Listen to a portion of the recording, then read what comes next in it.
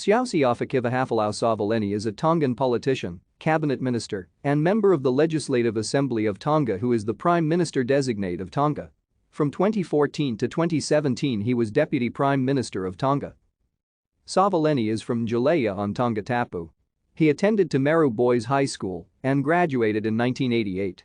He was educated at the University of Auckland in New Zealand, graduating with a Bachelor of Science in Computer Science in 1992. He subsequently completed a master's degree at the University of Oxford and an MBA at the University of the South Pacific in Suva, Fiji. He worked as a public servant for Tonga's Ministry of Finance from 1996 to 2010 before working for the Pacific Community and Asian Development Bank. He returned to Tonga in 2013 to work as the chief executive in the Ministry of Public Enterprises.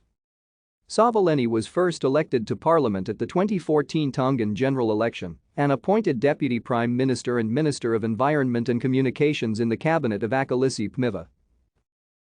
Thank you for watching. Like and subscribe if you would like to view more of our videos. Have a nice day.